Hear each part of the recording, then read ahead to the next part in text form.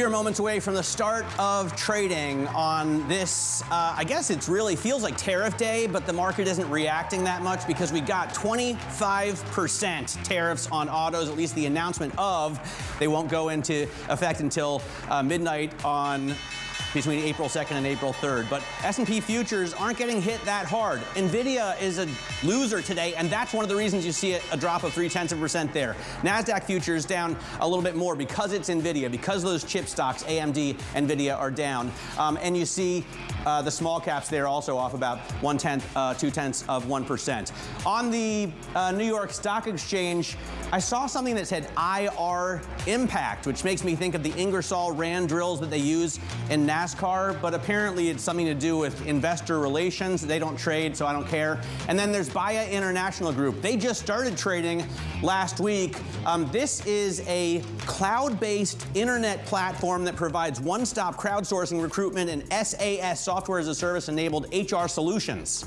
Wow. Who knows what they do? The point is they started trading at $4, and now they're trading at about $5 a week later, Katie. All right, well, the line is going up, so good on them. But let's talk about where the line is going down, and that, of course, is with the auto stocks lower right now as investors try to suss out the impact that these tariffs will have on the supply chain, the companies themselves, and, of course, the consumer. You take a look at how the fallout is shaping up. GM is your big loser so far, down almost 6%, of course, very reliant on Mexico, as to is Stellantis. What's faring a little bit better is Ford. Ford is an interesting one, only down about 0.7%. Sonali, it was higher by 2% pre-market. About 80% of the cars that it sells in the U.S. are made in the U.S., so one of the relative winners here. Sour sentiment largely on cars, except when you look at Tesla. It's up about 1.3%. It's largely seen as a winner from these tariffs. The domestic manufacturing operation here insulates it from many of the levies that its competitors face, Matt. Yeah, although I think they got another downgrade today saying that they would lose another 50%, right? A big one. They're already 50% off of their peak. One good day doesn't change that kind of loss. Let's get back to the even bigger picture, the S&P 500.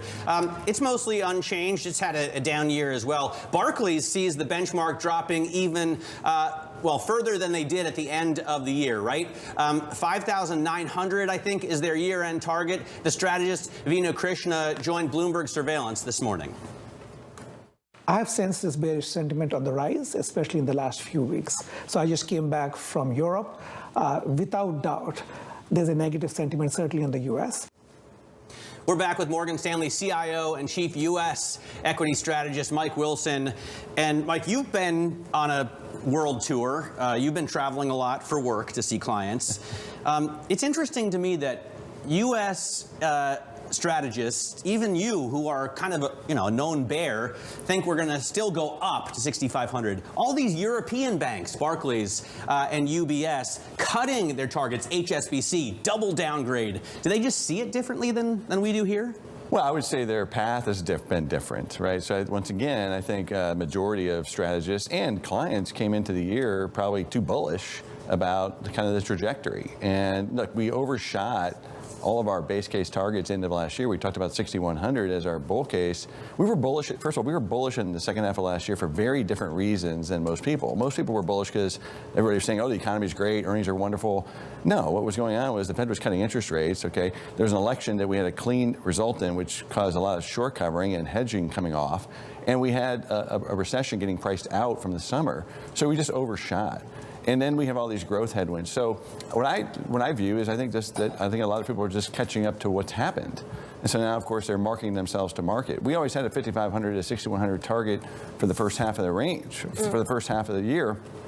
We get the low end of that range. So we got to be true to our original call. Once again, we can take out 5,500 in a hard landing. Okay, we're not there yet. I would say the risk of that has gone up. It's probably 30, 35% now. It's probably more like 10 to 20% at the beginning of the year. So that's what we're watching. We're just being more tactical, I think, than most people. Once again, clients right now don't care about year end. What they care about is making money in the next quarter or two. That's our job. And so we've been in the right sectors. We've been in the right factors for the most part, really for the last year. And as I like to say, proof is in the pudding, right? The numbers don't lie. Like our focus list is up 7% year to date. Right. So, I mean, that's pretty good. And over the last 7 years, it's up 80% relative to the S&P 500. So, right. you know, those are the numbers, right? The numbers don't lie. And because we've had the right call, not just in the last 12 months, but really over the last 7 years, understanding what's really going on in the economy and earnings, and understanding policy and the impact on valuation. You mentioned that you're being tactical, and I want to talk about how tactical you're actually being, because there was a really interesting note out from Julian Emanuel from Evercore overnight. He says to buy options when the VIX is low, stocks when the VIX is high. Are you that short term? That seems like a very specific, narrow, you have to be quick on your feet there. Or are you looking out, when you say tactical, maybe a month or two? Well, it depends on the client, right? So most of our interaction now is with institutional clients who have, you know, time frames from 1 day to 2 months. You know, most people don't have 12 months. They're not trading their portfolio, turning it over that much, but they are looking to make money every month. And so that's how we gauge it. So it's usually a 30-day kind of window. And, you know, we made this call 2 weeks ago when we hit 5,500. Actually, we got literally to the number. And since then, we have rallied to, I think we could maybe rally 5,900, give or take. I don't think we can go to new highs. You know, we're on record saying it's going to be really hard for us to go to new highs until earnings revision breath not only bottoms, but actually gets in positive territory again. And I think that's going to be challenging in the first half of this year. Now, as I mentioned earlier, I think in the second half, as investors start to look forward to 2026, we could see revision factors start to reaccelerate, and that will be when we could potentially make new highs, 6,500. Maybe it's end of the year, maybe it's early next year. Timing is, you know, going to be uncertain. Mike, my question is who's buying? Because the reality is the S&P 500 is still down more than 3% this year. The NASDAQ down almost 6% for the year. Hedge funds across the street have been clobbered through March, so I'm not quite sure what money they have to buy. Yeah. And so is there really dry powder on the sidelines to buy into these dips with conviction when you still could be worried that you break under that 5,500? So asset owners remain very active, whether that's retail, pension funds. In fact, there's a rebalancing going on this week. One of the drivers for this rally in the last 2 weeks has been rebalancing from bonds back towards stocks. So, and of course, corporates are probably been the single biggest buyer of stocks. And there hasn't been much supply. As you know, the IPO calendar, equity calendar has been pretty light.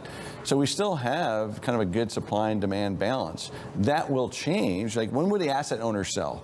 The asset owners will sell when they think there's a major trajectory change, i.e. a recession, okay? I.e. The Fed has to raise rates again because inflation's really coming back. Neither one of those conditions is in place yet, but those are your risks, right? That's what will get the asset owner client to sell stocks, is you get a hard landing or you get the Fed having to raise rates again. By the way, so I always ask the same question, Sonali, because we always talk about retail is fully invested, foreign ownership of U.S. stocks is at an all-time high. But I think it's a good point that corporates will buy. In this administration, they'll embrace that as opposed to the previous administration. And we were talking during the break about retail clients used to have 60-40, right? 40 being bonds, and now you're seeing it more like 70-30, 30 being cash. Yeah, well, it's not 70, it's low 60s. It's like 62. The big loser has been bonds. So retail investors who get a bad rap are not that dumb. I mean, they basically have been letting their long duration portfolio roll off, as bonds have been by far the worst asset for the last several years. Now, could they buy bonds again at some point? Yeah, potentially. But or they could buy stocks, right? If you look at money market funds, sure. We always pull up MMFA index on the Bloomberg terminal. It's up and to the right. And, you know, any sucker can get 4.5% now in a Marcus account or whatever. Right. So they have a barbell. They're overweight. They're a little bit higher than normal on stocks, okay? And they're higher weight on short duration fixed income, i.e. cash in 2 years and in. That sounds pretty smart to me. Like that's been the right barbell. High quality stocks, okay, and short duration fixed income, because you're getting paid a real rate of return now for the first time in, like, what, 15, 20 years? I mean, it's not a bad barbell. And then of course they're doing stuff in alternatives, whether it's private credit, which you're getting a pretty good return still, maybe some private equity, and of course they own real estate. We don't really have time for another question, but I just don't understand the pitch to go out into bonds when cash, you're earning 4%, what the 10-year treasury yield is at 4.5%, 4.3%. It doesn't make sense why you would move out at all. Well, our strategists are bullish on bonds now because growth is slowing. Mm-hmm. The Fed eventually will be cutting more, and that will work its way in. So we could see yields below 4%, maybe 3.5%, even without a recession. And of course, if you get a recession, it's a great place to have some duration. Mike, super nice to have you in studio today. That is Morgan Stanley's Mike Wilson. Complicated market we're looking at. We're going to look at some movers on our radar as well, because Jefferies saw a drop in investment banking and capital markets revenue. Woof. Woof, right, yeah, seriously. Due to a lack of M&A, they're down now 8%. They were down a little more. Also, woof, but the actual, Petco. right, exactly, hilarious. It's up a lot, up almost 32%. They see double-digit improvement in adjusted EBITDA for the year. And we've been talking about this all morning, guys. Great NVIDIA, EBITDA. check out NVIDIA now. It's down more than 2.6% this morning. There was a Reuters report this morning on potential shortages of a H20 chip, of course. In China, Yes, where correct. that specific chip, yesterday we learned from the FT, is going to be banned. Correct. And now one of the largest server makers in the country, in China, flagged those shortages to clients. And that's what the stock You is see why now that's reacting silly, to. right? Because Yes. if it's banned, who cares about the shortage? Well, right? I think are it's we on the same more- page here? I think it's more of a sign of the times. Okay. I mean, there's a lot of nervousness about demand, et cetera. Maybe we got ahead of our skis when it comes to the AI boom. But as you would expect, NVIDIA, obviously, your biggest weight on the S&P 500 Over our right skis, now. Shanali. What did I say the other day? That's an inside joke. That's cute. I mean, I've been off for about 2 weeks, so I'm just catching up. Just remembering how to do television, and I think I'm supposed to tease to this camera now, because coming up, one winner stands out in the wreckage of Trump's planned tariffs on auto imports, and that's Tesla. More on that next. This is Open Interest.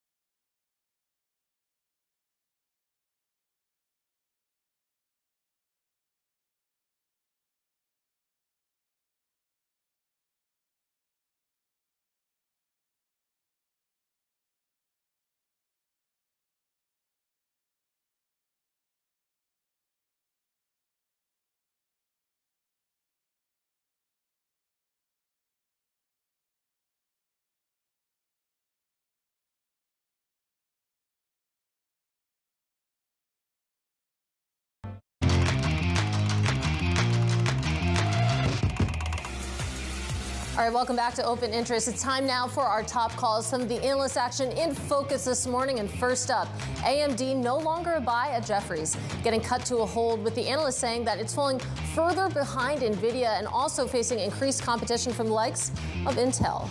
Next up, Phillips 66 getting downgraded, no longer a buy over at Goldman Sachs. Yesterday, the oil refiner nominated new directors to its board as it battles with activist investor Elliott.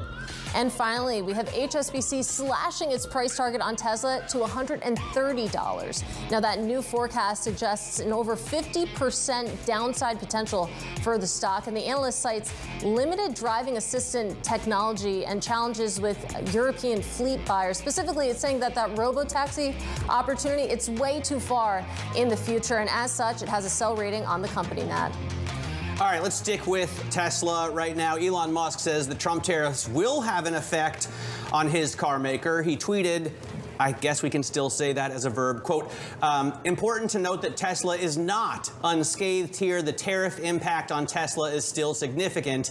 However, its large U.S. factories will help insulate the company from tariffs as compared to its rivals. Joining us with more is Bloomberg's Max Chafkin. He co-hosts the podcast Elon Inc., focused on all of Musk's businesses, but obviously Tesla is the big publicly traded one. And I have to say, as somebody who follows the car world, I'm really, I think impressed is the right word, by how American Teslas are. I mean, no other company has cars that are this much made in America. Yeah, this is a real point of pride for Elon Musk. He talks about this all the time. Tesla is largely vertically integrated. It's not. They do get some parts from outside the U.S. They, as Musk is saying, there will be some tariffs, but they make a huge percentage of the car in their own factories in the U.S.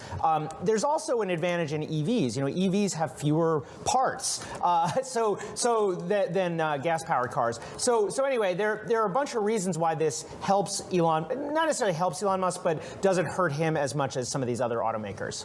Well, when we think about some of the pains that Tesla is feeling, it's not because of U.S. manufacturing, right? It's because people are not buying the cars in Europe. People are protesting. You're watching rivals in China. Even here, not just Europe, right? Look at California sales. They're bad.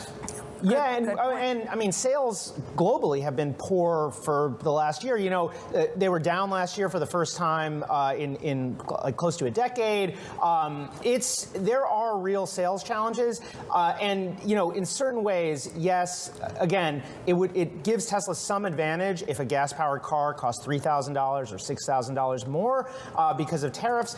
But if the economy is bad, it's not good for car manufacturers. It's not good for Tesla. I do think there are probably some Tesla investors, the bulls on the kind of robo-taxi thing, that generally look at this tariff thing as no big deal, because again, they're going to make money from services. If you really believe that story, the cost of the car, even if the car price goes up a little bit, doesn't matter as much. Interesting. And I mean, when it comes to those brand issues, the HSBC downgrade or price target cut is even more interesting, because he writes that the seeds for the current sales weakness predates the recent brand issues. I mean, you add it all together, and it seems like it's pretty dark out there for Tesla, especially, I mean, just going off the HSBC note, talking about that robo-taxi opportunity. There's been a lot of optimism built on that, but at least HSBC thinks that's well far into the future. You know, if Elon Musk did not have this close relationship with Donald Trump, I think it would be a much gloomier picture. And people will be talking about, you know, a perfect storm. You have very few new models. You know, they haven't really updated the cars much. Cybertruck has not done well. The electric car market is getting bigger. There's more competition. There are all these issues that have nothing to do with politics, nothing to do with the brand. And then you layer on top of that these kind of polarizing, you know, the polarization in the country and the way that Musk has really leaned into that, and that, you know, that adds to the stew. Max, you know, we could talk about this forever. We have to leave it there, though. Of course, a volatile ride for Tesla. That is Bloomberg's Max Chafkin. Now, coming up, we're going to talk about CoreWeave, because it is planning to cut the size of its IPO. We're going to tell you why on the Bloomberg Scoop. You're watching Open Interest.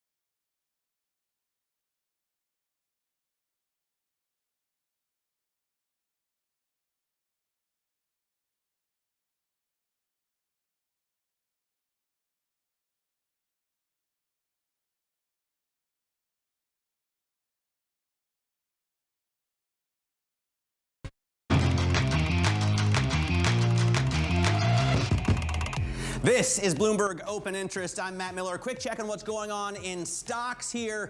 We're looking at red arrows on the S&P 500 and that NASDAQ. Not huge. You might have expected a bigger drop on the day after President Trump announced 25% tariffs on autos, but you're not really seeing it. Take a look at some of the individual movers. NVIDIA is what's driving us down right now, off 1.2%, so well off of its lows for the session.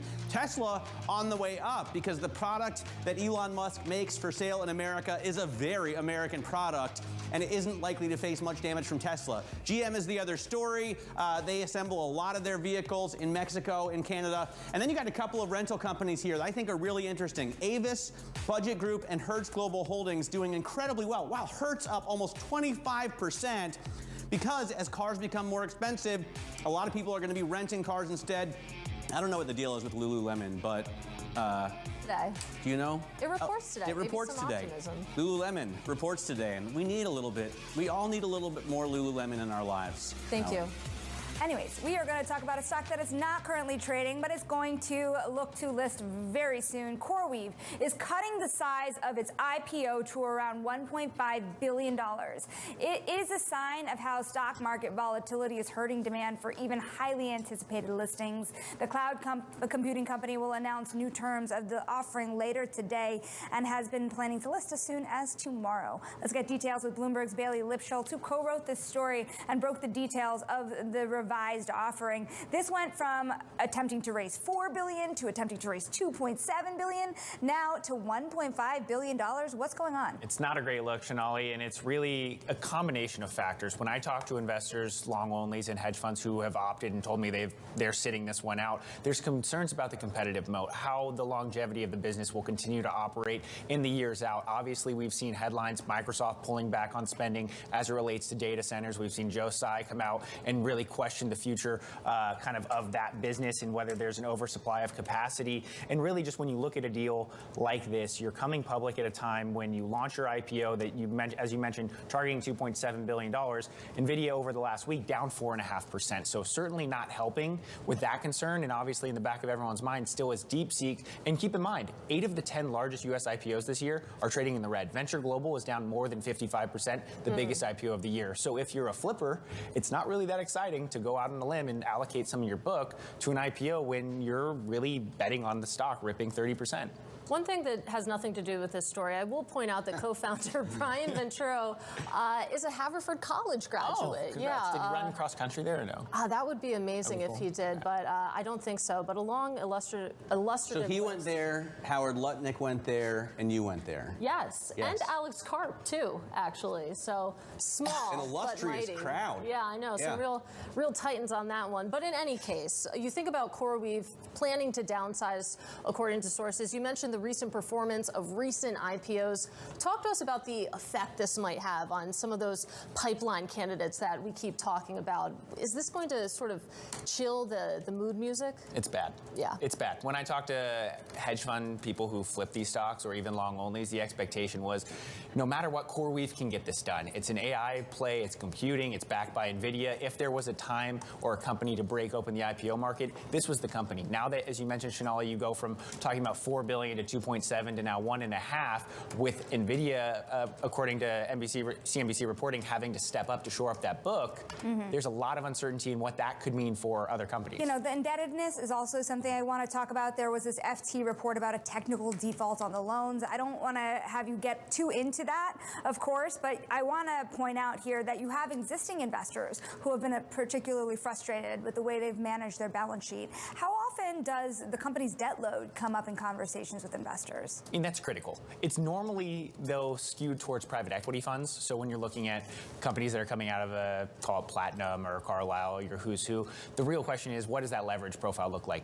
Less so typically with a fast-growing hyperscaler type of company like CoreWeave. As you mentioned, the company, according to disclosures in the IPO filing, violated key terms of a $7.6 billion loan last year, triggering a series of technical defaults that lenders have since agreed to waive. So there's been a lot of scrutiny around the filings, around the disclosures, and around the business operations and some of the deals that they have struck.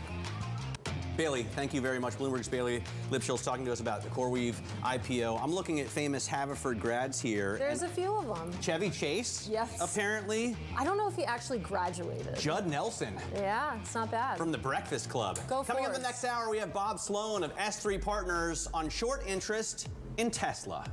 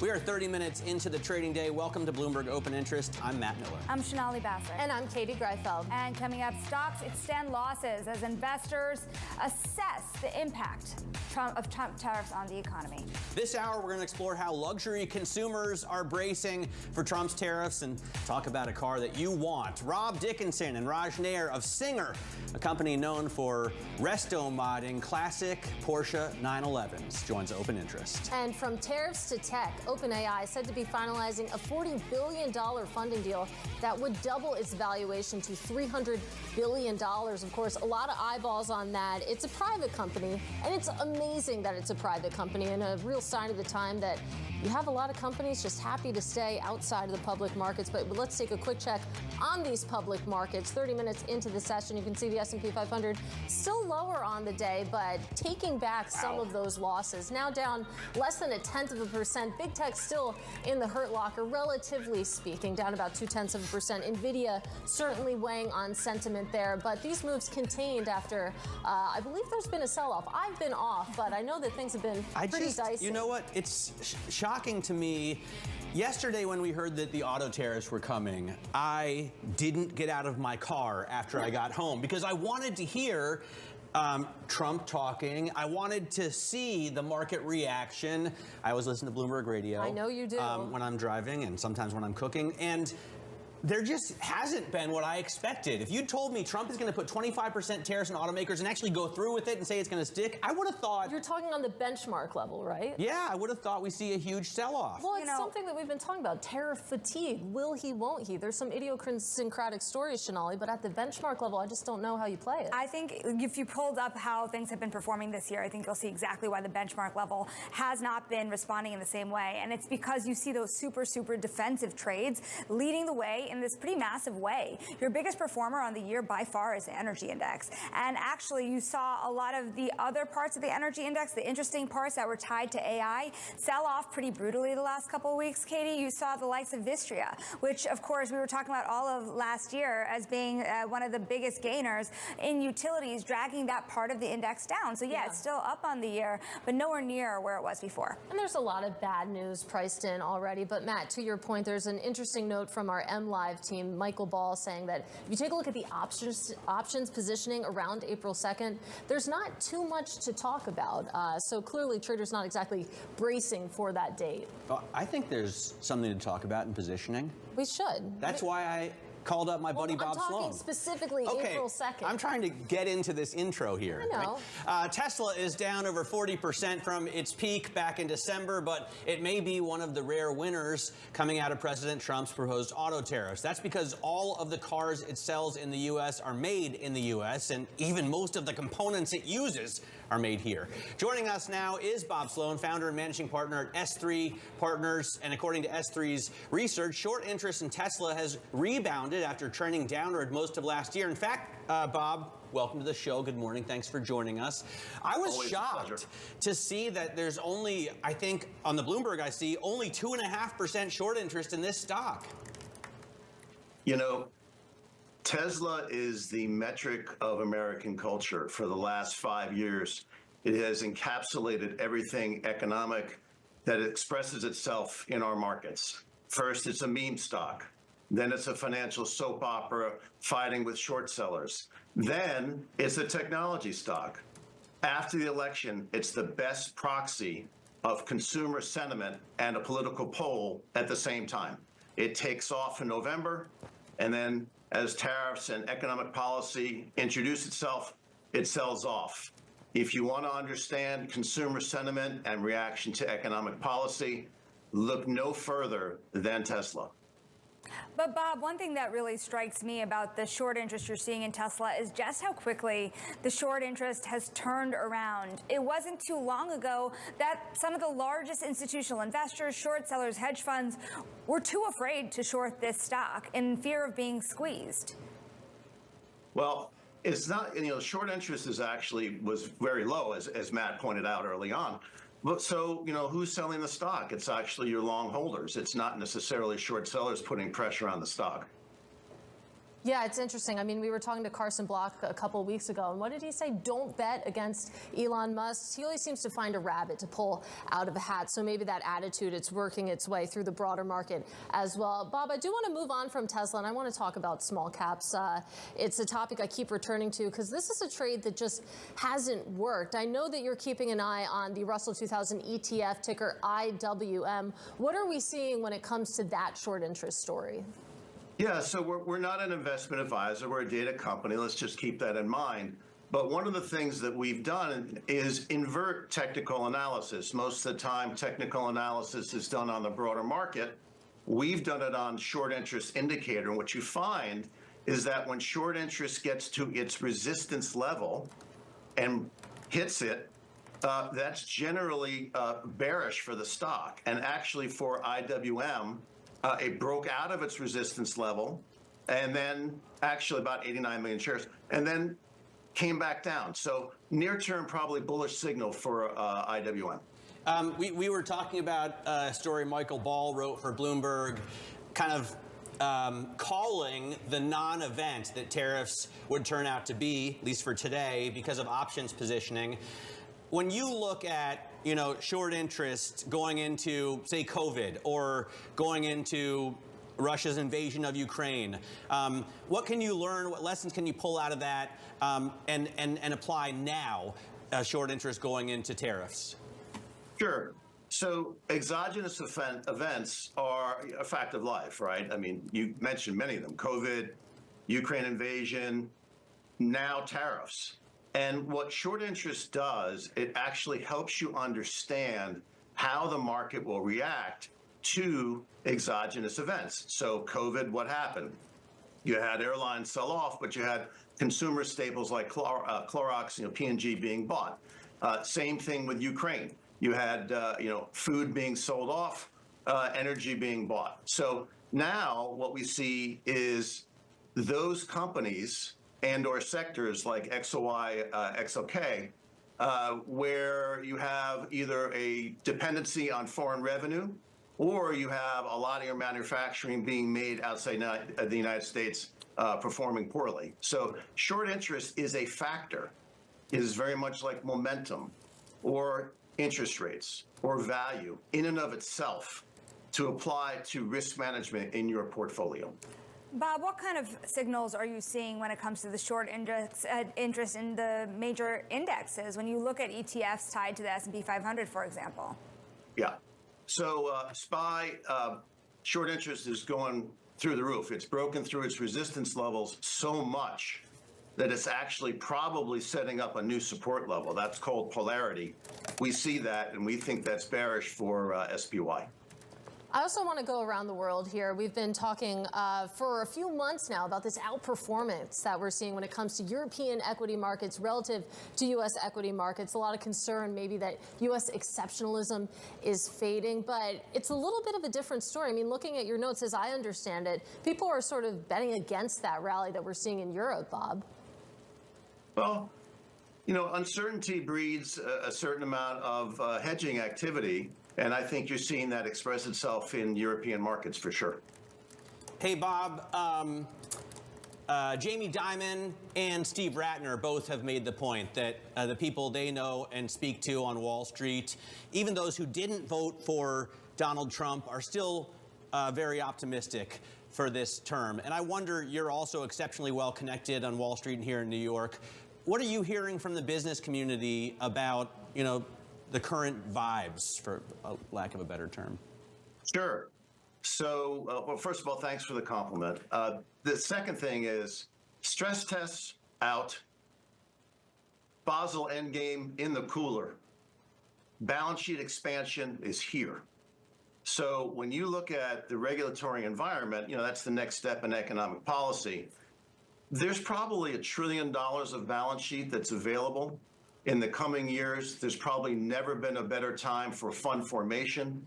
And what we're seeing is a recharacterization, reformation of market-making capital happen right before our eyes. There will be more multi-strats. I know people think that's a tight space, but the balance sheet will be available. And I think a great time to be in the fund formation business. Bob, we thank you so much for your time today. That is Bob Sloan of S3 Partners. Now coming up, bankers were dreaming of M&A riches under President Trump, but it hasn't worked out yet. We're going to talk about what's going on next in the Wall Street Beat. This is Open Interest.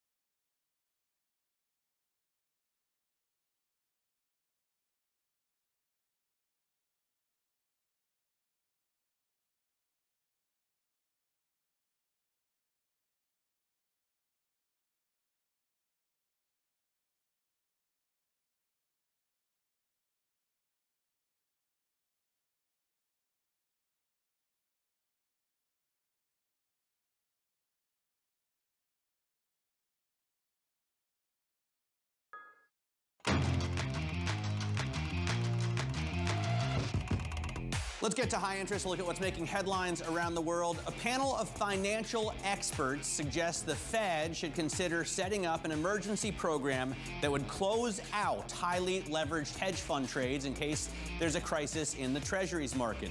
The program would involve hedged bond purchases, and the panel says that would be a more efficient way to intervene in the market compared with the Fed's massive outright purchases of treasury securities in 2020. I don't really understand it. It's about the basis trade, and I just put that story in there for Sonali. Now, Health and Human Services Secretary Robert F. Kennedy Jr. is announcing plans to cut 10,000 employees from his department. He will also cut down on the number of regional offices and consolidate HHS departments. The changes are estimated to cut costs by $1.8 billion a year. An ex-Paulson partner, Orkun Kilic, who shuttered his hedge fund about a year ago, is relaunching. The London-based Berry Street Capital Management will start trading as soon as next month with capital from Cube Research and Technologies. The move comes at an uncertain time for M&A. Bankers anticipated the Trump administration would set off a spate of deal-making fueled by deregulation, but uncertainty over Trump's agenda has spooked markets, keeping deal-makers on the sidelines. Matt, for you, I'm going to make like that open call on Bloomberg Television to invite Ken Griffin to speak to us about the basis trade, because some of those traders are the biggest in the game, but they might now face a backstop. Let's see if the Fed agrees with doing so. We're going to switch gears. We're going to go to the Wall Street beat. We are going to talk about that M&A drought, because across Wall Street, the world's leading M&A advisors are sounding the alarm. The Trump-driven deals boom that they'd all been dreaming of isn't happening yet. Instead, deal-making is essentially on hold, according to top bankers at Morgan Stanley and UBS, and it's the subject of today's Big Take. Bloomberg's Michelle Davis co-wrote the story, joins us now, senior reporter on the team, and has been chasing all the deals happening and then all the deals falling apart. It's kind of crazy. You list a whole host of deals that have either been stalled or completely let go. There has also been regulatory pushback in ways that people have not expected, like you saw with HP. What ultimately would bring everything back to the surface? I mean, deals want certainty, and so that's what is causing everything to be put on pause. And I think what's really interesting about what we're seeing right now is, if you look at the numbers, it's actually not bad. We're up on last year at this time, slightly, but it feels horrible because right after the election, everyone was predicting this massive flood. You should have heard some of the bullishness, you know, that bankers and lawyers were talking about, and it just hasn't panned out that way. So it just feels a lot more awful than it is. Yeah, to put some numbers to that, you had a senior strategist over at Goldman saying that originally he had predicted a 25% increase in U.S. M&A this year. He slashed that to just 7%. So we're still coming up, but just the levels are so low, it's hard to get excited. Yeah, and what really makes it hard is, you know, if you're a company and you are impacted by tariffs or the economy or the consumer, and with things changing so fast, it's really hard for you to make a plan about betting the farm on some big dream deal if you don't know what the world's going to look like tomorrow, much less a year from now, 2 years from now. You know, I heard a lot of strategists yesterday on Carol and Tim's show. Yeah. Bloomberg Business Week. Daily, they changed the name. And so many of them were saying, like, we're waiting for things to calm down. We think that this flurry of action is going to consolidate into some kind of stability. Is anyone really believing that's going to happen in this administration? Well, so that's the other take, that what we can predict is that it will continue to be unpredictable. And so if you just take that, maybe there are ways to adjust to the environment and it becomes a new normal, and you learn to maybe bake in certain terms that allow you to adjust valuation based on, you know, how tariffs or other policies pan out. Michelle, thank you for all of your reporting, for joining us here on set. That is Bloomberg's Michelle Davis. Follow all her work. And it's interesting, just yesterday you guys were talking about how the bonus pool on Wall Street surged to a record. I have a hard time imagining that this year looks anything close to that. $47.8 billion Something like that was the Wall Street bonus pool for 2024. That is huge. Yeah. More than a third higher than it was in the year previous. So the average Wall Street bonus was $244,000 and change. Yeah, we'll have to see how exactly that gets distributed. I know that Michelle's team will be following it. Yeah, you know, you look also, let's take a look at Jefferies shares, because it's a good kind of bellwether bellwether for a lot of reasons. They report before all the other banks do, and you see the shares still dropping almost 9% because of that drop-off in investment banking and capital markets revenue. Remember, it's not just M&A. This is also capital raising that it's not bringing in as much as expected. Again, uncertainty is the reason why. And the results mark a stark reversal from just a year ago when momentum in trading and deals was starting to build. Jefferies is considered a bellwether. Did I tell you the etymology of the word bellwether? You didn't, and I'm dying to hear it, Matt. So I would think it's something to do with rain or snow, you know, like weather. But actually, it's Belvedere from the Middle English for a castrated sheep. Oh. A castrated sheep would wear a bell around his neck, and he would lead the pack. And that's where you get the term bellwether. And that's what Jefferies is, a castrated sheep. With a bell around his neck. Yeah. Moving on, still ahead, you know, we're going to talk about what could be the largest fundraising round of all time. We'll discuss the latest on OpenAI next. This is Bloomberg.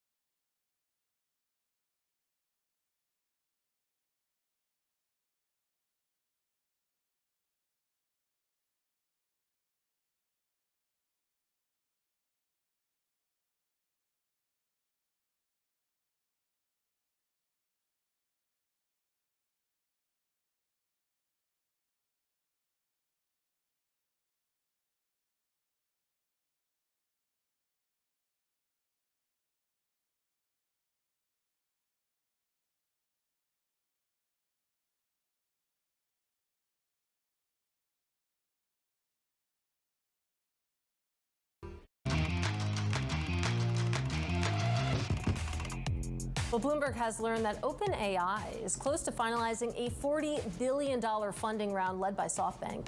Now, that comes as the company is saying that it expects revenue to more than triple just this year. Joining us now is Bloomberg co-host of Bloomberg Technology, Caroline Hyde.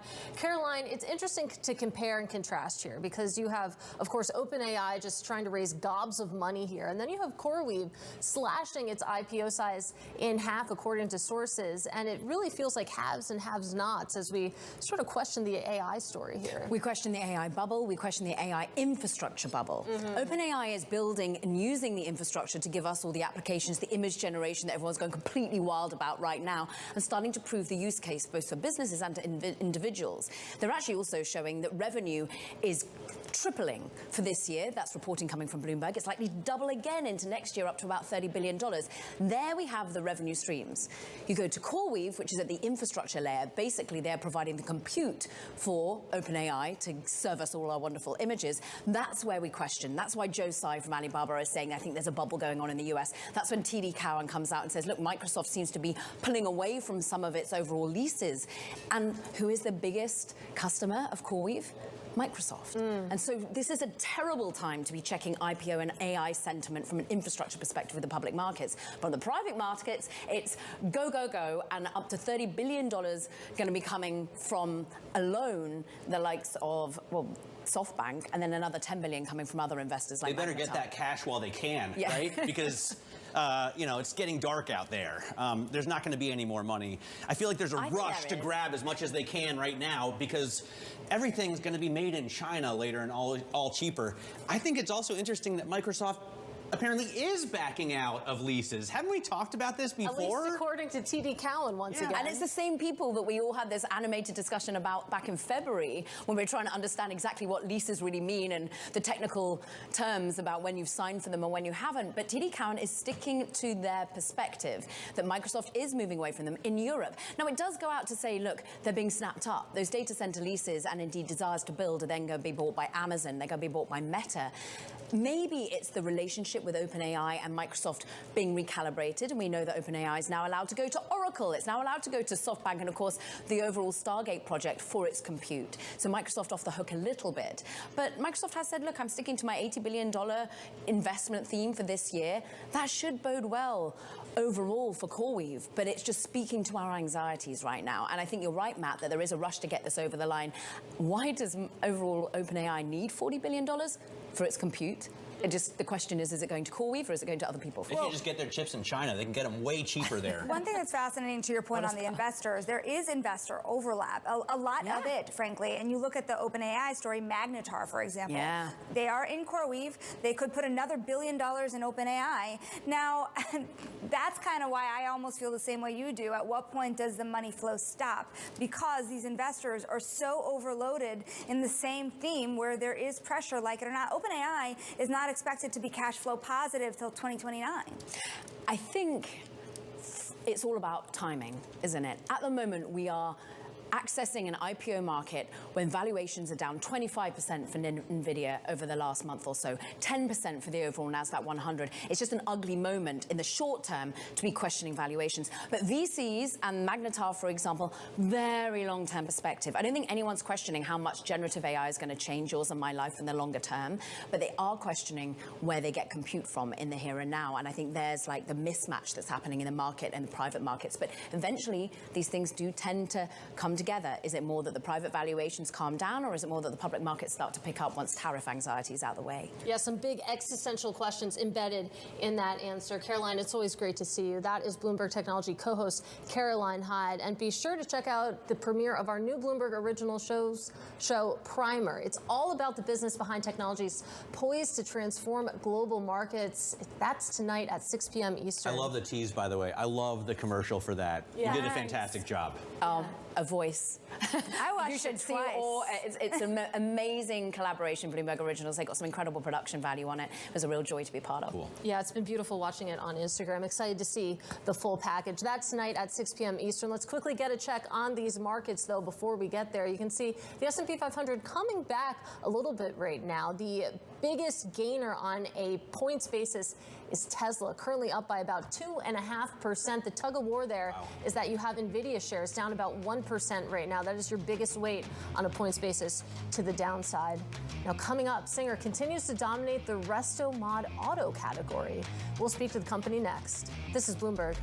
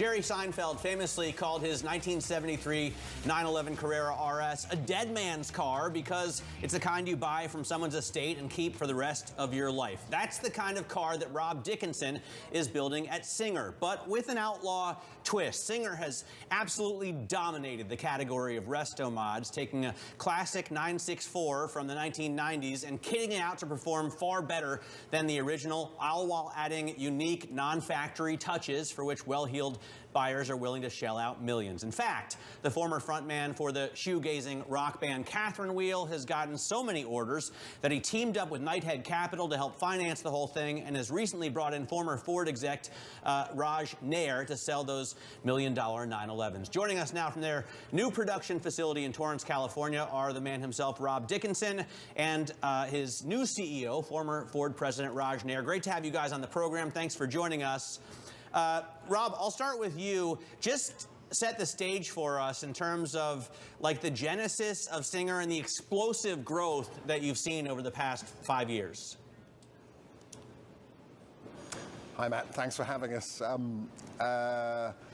Yes, it started with an idea that formed in my brain in around about 2004, 2005, where my passion for the Porsche 911 had produced the car that I'd built myself. It was my vision of a perfect 911, and other people seemed to like it too, and it formed this idea that could we take this incredible German sports car that had its classic era with an air-cooled engine from 1964 to 1989 and create a celebration of it, a kind of ultimate optimized version that paid homage to Porsche, but also espoused a philosophy of excellence wherever possible, at any expense, I suppose, an indulgent celebration of what we believe is the most important sports car in the world, the Porsche 911, done with some sincerity and some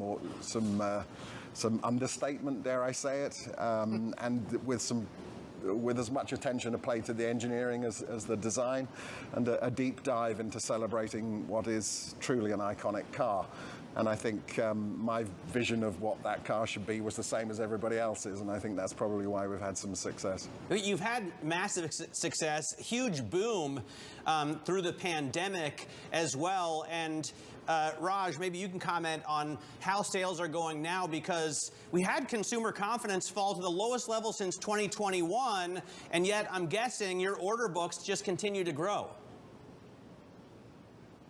Yeah, we're very fortunate. We actually have a 3-year order book, all individual customer orders where we're, reimagined customers' 911s.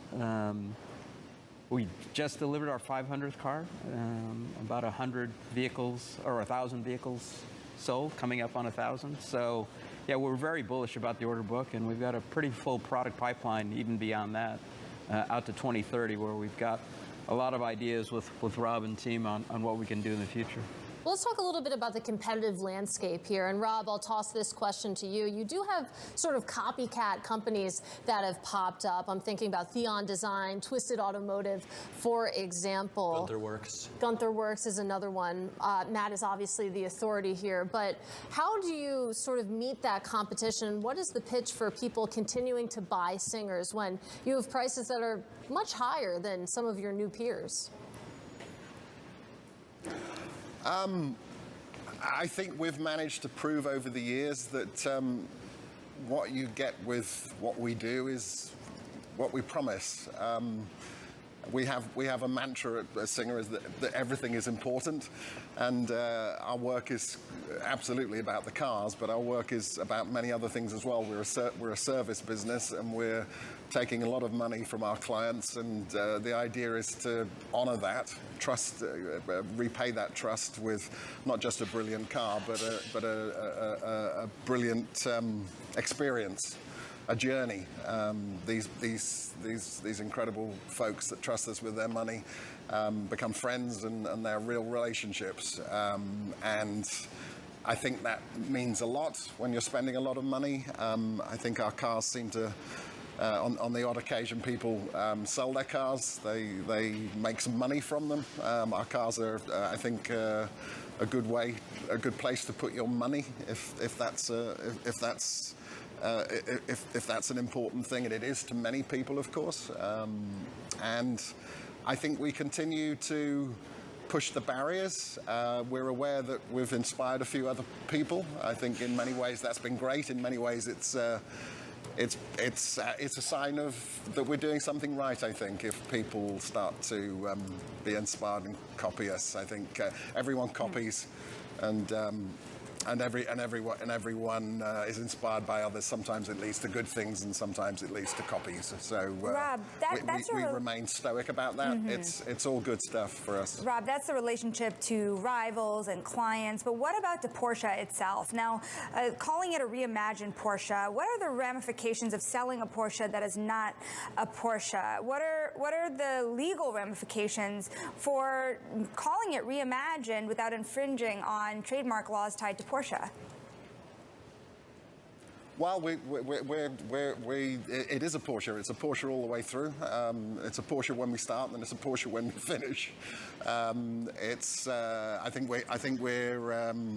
we're paying honest and sincere respects to Porsche. We respect their trademarks, and of course, it's an incredibly important company. And a company that's inspirational to us. I think a lot of companies that enter into the custom car world are beating their own chest a little bit. For us, it was always Porsche writ large and Singer writ small. In that this is really a celebration of a car company we love and a car that we love. Clearly, we've built a business around it, but I think we've done it with some sincerity and some authenticity that I hope Porsche appreciate. Raj, I want to ask you about tariffs in a roundabout way, really about costs, right? When I first started looking at Singers, they were pricing out at, I think, $400 to $500 grand, and now it takes probably $900 to get into the game. With my options, I'm sure it would climb to $1.5 or $2 million quickly. How much have costs risen, and what effect do you see from these new tariffs that we've heard about from Donald Trump? Yeah, so we're actually about 1.1 million to about 3.6 million on the cost of the services right now. Up to about 1.6 million, that could be personalized content. So yeah, very high priced vehicles. We're obviously very low volumes, and we're not really buying many of those raw materials and other parts, whether it's steel, aluminum. We're buying finished components from suppliers and then assembling those to vehicles. We're only at, 200 services a year is what we're targeting. We want to keep it that way and keep it exclusive. And so our order bank being 3 years out, we've got a lot of that material already. So the near-term impact for the tariffs is pretty minimal for us. It's obviously a huge impact for the automotive industry at large. But for us, it's not as much of an issue. And the fact that we're providing services means, within our contracts, should we see inflationary price increases, we do have the ability to raise the prices for the services. We hate passing that on to the consumer, but our consumers, are ultra-high net worth individuals, so maybe a little less sensitive to the price increases than the general consumer for the automotive market. So recognize it's a huge issue for the industry, but we're fortunate enough to be in a segment that it's not as much of a concern for us. Rob, what else can we look forward to from Singer? I mean, the classic design, as you said, understated, very elegant, and that's what made you famous. We were showing video of the DLS, which is less understated, to say the least. What's next from Singer? Could we see, for example, an electric Singer? Well, you could ask me how many people have asked us to reimagine a Porsche 911 with an electric motor, and I can tell you it's zero for what that's worth. That's not to say we find electric vehicles repugnant. We don't. I've just arrived in an electric Porsche Macan that is very impressive. At the same time, I think the internal combustion engine has a lot of life left in it. Intrinsically, it's quite an efficient way of motivating a vehicle, As I say, I think it's where our passion is. It's where it's the gasoline is the thing that pumps through our veins, and I think there's more to come from us with internal combustion engines. There's a lot to come from us in further celebration of Porsche, and we clearly have become known for doing something quite particular, and I think that is an enormous opportunity for us as a company. We have some wonderful clients. We have a reputation we're proud of, and as we go forward, we start to think about what our options are, and I think we have a few. But the next few years are more Porsche for sure. All right, guys, really enjoyed this conversation. Hope to do it again soon. That is Rob Dickinson and Raj Nair of Singer. Meanwhile, let's get a check on these markets because we have a turnaround on our hands. You take a look at the S&P 500, the NASDAQ 100, both breaking into the green. The S&P 500 up about 0.2%. You can thank Tesla for that. Currently higher by about 5%. That is your biggest gainer from a points percentage on the S&P 500. You take a look at what's moving to the downside. It's the chips. It's Broadcom. It's NVIDIA really hurting today, but when you have Tesla really roaring higher, Amazon too getting in on the action, and you can see it's all adding up to higher stocks right now, at least at the benchmark level, Shonali. And let's get a look at some of the stocks moving this hour with Bloomberg's Alex Semenova. Let's start with the autos, shall we? Hey guys, so U.S. car makers are really taking a hit today as President Donald Trump says that a 25% tariff on auto imports is set to take effect next week. Peers in Europe were also falling this morning. Analysts said that Ford and General Motors were some of the companies that were set to be biggest hit by this, while companies like Stellantis and Tesla were a little bit better positioned. And I was reading some of the Wall Street reactions to what this means for the sector more broadly. Bernstein analyst said that this move represents a profound disruption to the automotive model globally, and Jefferies said that this is the most heavy-handed option by the Trump administration. So really this is a sector that has been really susceptible to some of the tariff announcements, and we're set to keep an eye on it as these go into effect. Man, I don't know how Stellantis is well positioned. I mean, my Challenger was made in Canada. Yeah. And I think maybe at least 30%, if not more, of their American brand vehicles are manufactured in Canada or Mexico. So very interesting. On the other big mover in this market is chips, right? And we've been focused on NVIDIA, but AMD also got a downgrade. Yeah, that one has been in focus this morning. Analysts at Jefferies essentially came out and said that it's falling behind in the AI race. Blaine Curtis, an analyst there, said that the estimates on Wall Street are way too high for the stock as competition heats up from Intel. It also pointed to a GPU benchmarking report that said basically that NVIDIA retains a significant performance advantage over AMD. To put it bluntly, Jefferies is basically saying that AMD is not even in the same league. And this is actually the 8th downgrade this year for AMD. The stock was down about 9% this year through yesterday's close. Yeah, it even said that, Jeffrey said that Intel could be rising competition for AMD. Intel, a sort of American icon that's been in the Hurt Locker, but that's a real sign of the times there. Alex, great roundup as always. Our thanks to Bloomberg's Alex Semenova. Nice. Now, coming up as the trade war intensifies, we'll speak tariffs with the expert, Mary Lovely of the Peterson Institute. That conversation is coming up next. This is Open Interest.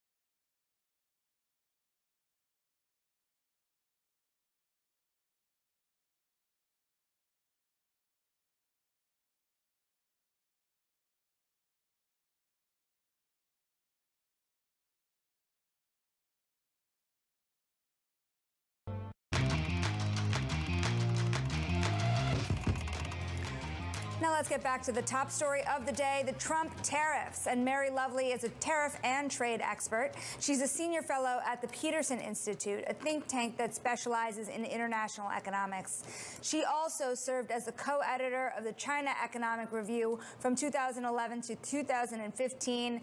Let's zoom in to what we're seeing right now, because of course you have the auto tariffs, you have a threat of more tariffs when it's tied to auto parts, and you see it in the market reaction today and how European car makers versus U.S. car makers are doing. What is the market not seeing, though? I mean, I think the market is reacting to what is really a very radical policy change.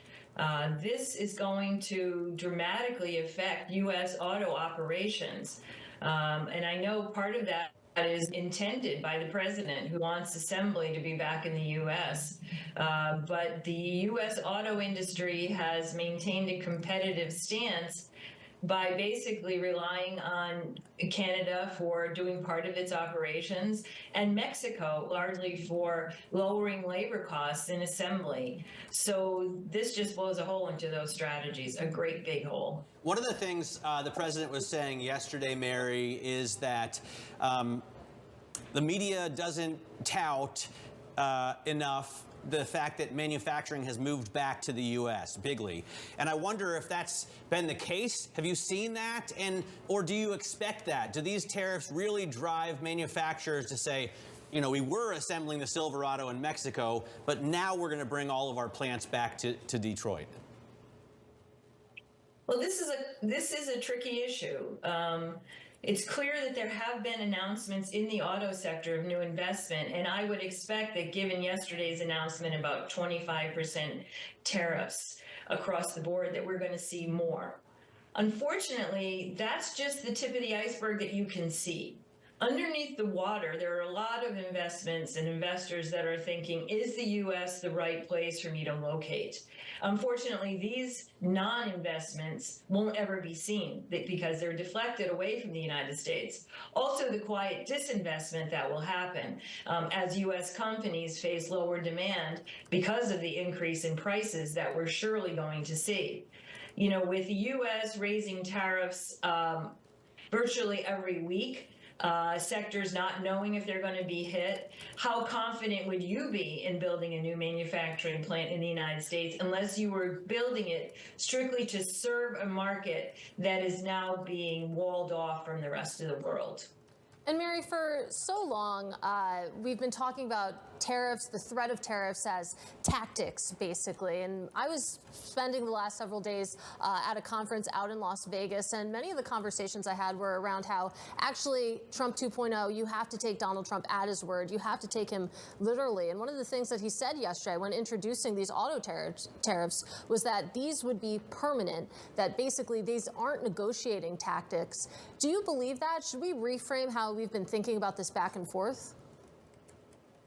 I would believe it. It's not clear that there's been any ask at all of foreign governments as to what they could do. We know that in previous statements, President Trump has criticized the EU for their 10% tariffs on passenger vehicles. There's been, you know, and the EU said, well, okay, we're willing to lower it. Let's talk. There's been no uptake from the Trump administration. So I think that this time we have to take him at his word and expect that it won't be rolled back. One thing I'm wondering is what the ultimate impact would be in terms of actually helping the American economy. To Matt's point, a lot of the reason we're seeing this is because there are tons of people who want to see manufacturing brought back to the United States, jobs brought back to the United States. But in the terms of jobs in particular, you know, our own Joe Doe makes this great point that steel tariffs are not going to bring steel jobs back to the country, per se, even if you have the manufacturing back. How much is this really going to have an impact should we see the tariff strategy play out as told? Well, it's a complicated question because protection can add some jobs in the sector that is protected. We know that it tends to decrease and in fact lead to job losses in sectors that use those products as inputs. This is why the Trump administration, when it levied tariffs, 25% tariffs on steel and aluminum, and removed agreements that the Biden administration had in place, and particularly with Europe, he did it and by also placing tariffs on derivative products that use steel, including things like kitchen utensils and a backyard soccer goal for your kids. So they're really putting a very large fence around the United States. And here they're also going for auto parts. There is a temporary stay related USMCA certified parts, but that's temporary until the Trump administration is able to figure out which part of those parts contain American content. Because as your viewers surely know, this industry is fully integrated across the three countries. So looking at a vehicle, it's very hard to say exactly where in North America individual parts come from. So the operation, the enforcement mechanisms, just how to do this is not even worked out. So I think we see here that there are going to be protection up and down the line, and in the long run, that cannot be a strategy to grow the economy. We know that from time and time again experience of countries that have tried it. Well, Mary, that's a good note to leave it on. Great to get some time with you. Our big thanks to Mary Lovely of the Peterson Institute. Meanwhile, let's get a check on these markets and the rally that is building right now in the S&P 500, up by about 0.2%. The NASDAQ 100 higher as well by a similar amount. Tesla really pushing up both of those benchmarks, even with the weakness that you see in chips. And then the bond market in its own world right now. That sell-off continuing. 10-year yields higher by about 2 basis points, knocking on the door of 440. Much more markets coverage coming up next. This is Open Interest.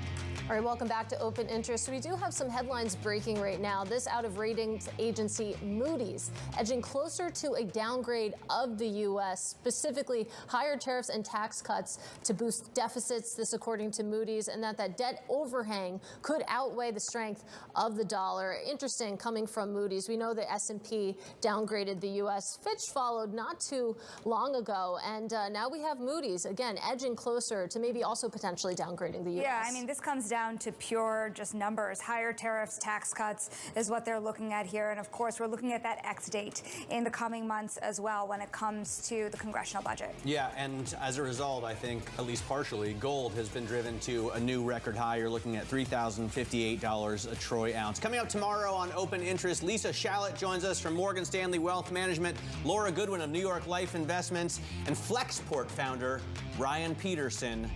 This is Bloomberg.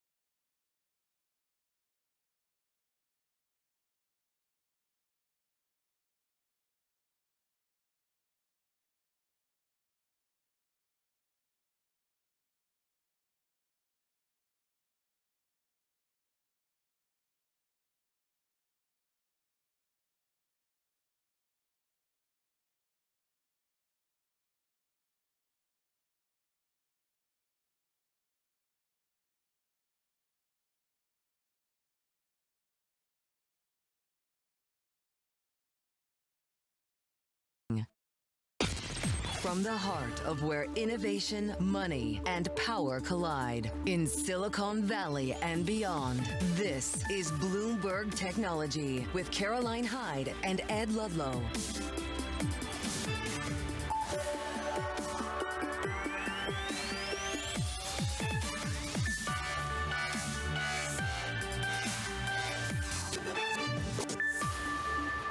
Live from New York, I'm Caroline Hyde, and this is Bloomberg Technology. Coming up, tariff winners and losers in the EV industry as President Trump signs a 25% tariff on auto imports.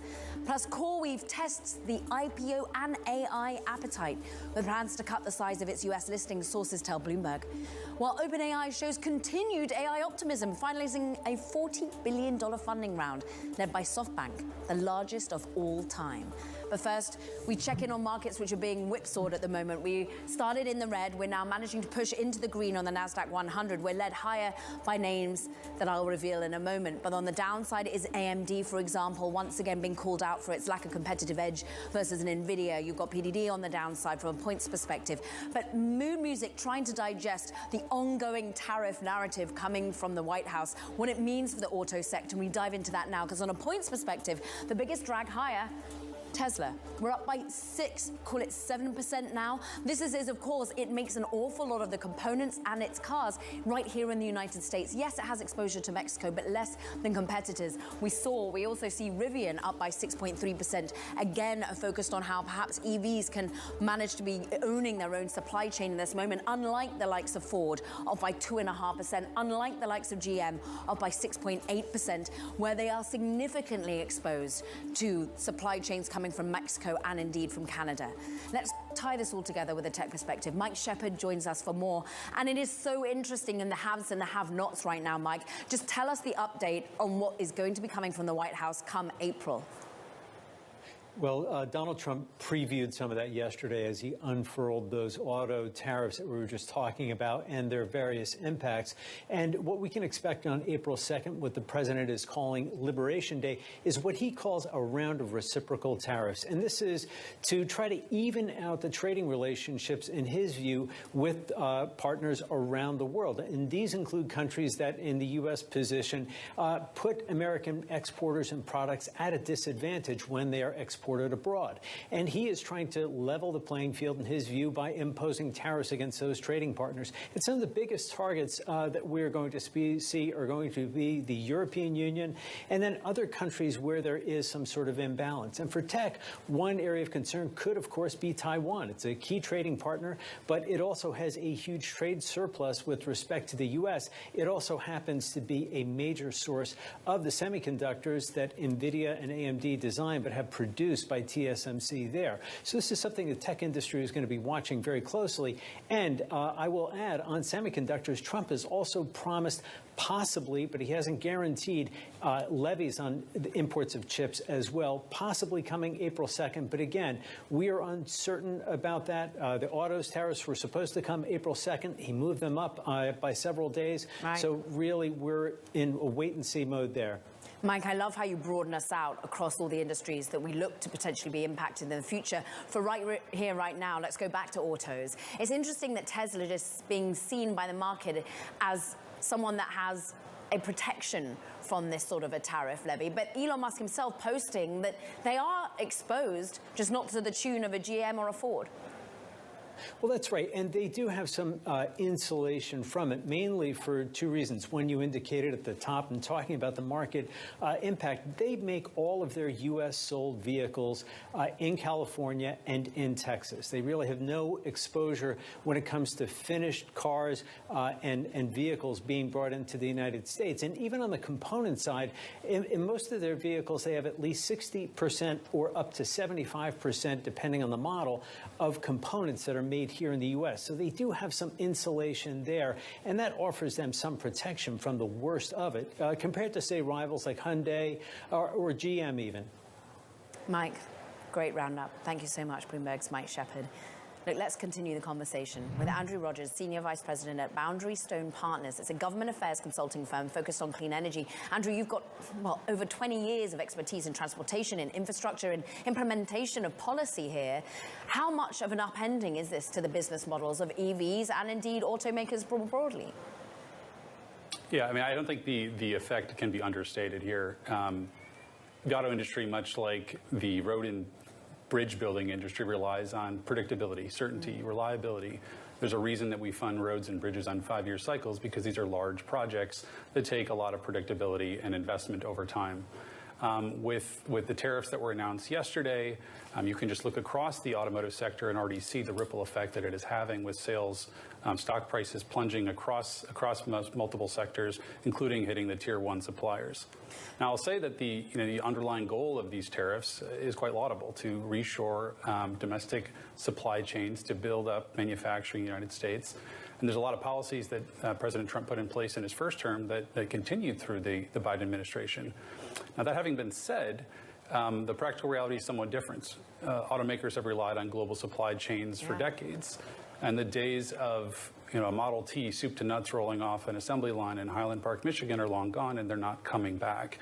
And so really automakers are faced with 3 tough choices right now: either absorb these costs, pass them on to the consumers, or begin a years-long, heavily investment-reliant process of reshoring these automaker supply chains. Do they have the confidence to take the third option? to recommit and to spend that sort of money when terms are but 4 years? I mean, I think the word of the day is uncertainty, and the fact is that there was a reason that the EV sector saw nearly $300 billion of investment in just the last couple of years. They were getting clear signals from Washington through the bipartisan infrastructure law, through the Inflation Reduction Act, through the CHIPS Act. And 70% of that $300 billion investment is already specifically allocated to facilities that are coming online. When you have what seems to be somewhat more reactionary and less targeted tariffs and other trade policies coming online, it's much more difficult to have that confidence to begin reshoring supply chains for fears of a whipsaw in a different direction in a couple of years. It's interesting that, of course, the market is understanding and trading on the idea that Tesla is more insulated, that Rivian is more insulated. But many had put research